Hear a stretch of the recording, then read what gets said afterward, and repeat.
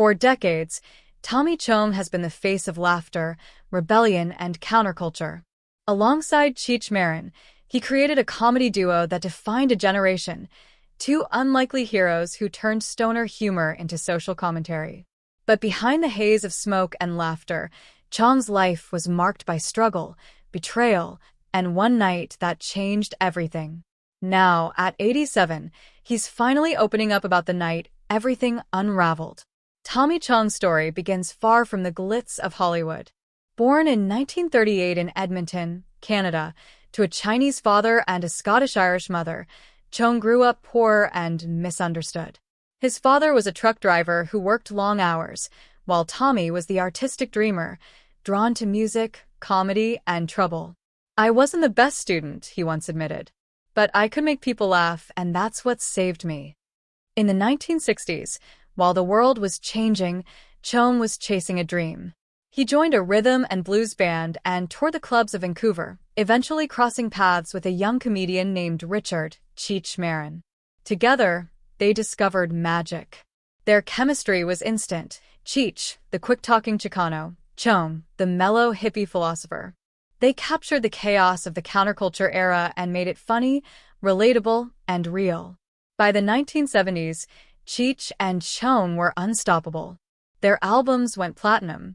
Their movies, Up in Smoke, Cheech and Chong's next movie, Nice Dreams, turned marijuana into mainstream comedy. Audiences loved them, but critics didn't always understand what they were doing.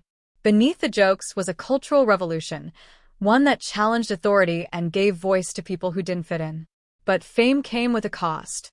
As success grew, so did tension. Creative differences began to form between Cheech and Chong. Cheech wanted to move beyond the stoner image. Chong wanted to keep the counterculture spirit alive. "We were like brothers," Chong once said, "but brothers fight."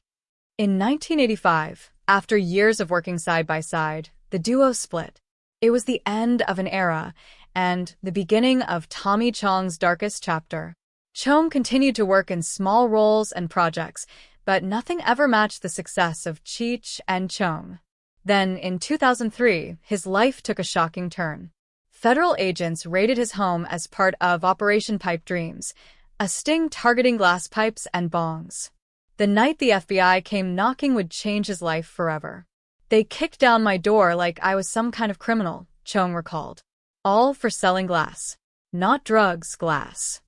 He was charged and later sentenced to 9 months in federal prison for distributing drug paraphernalia.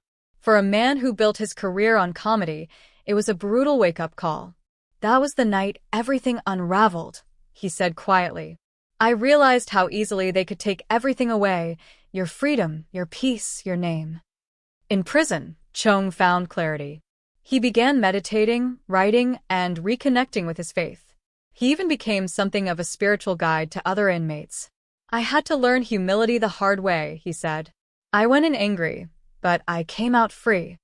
When he was released, Tommy Chong rebuilt his life. He reunited with Cheech, made peace with the past, and even became a cancer survivor after 2 major battles. Through it all, his humor never disappeared. It just became wiser. "You can't get through life without laughter," he said. "It's how you heal."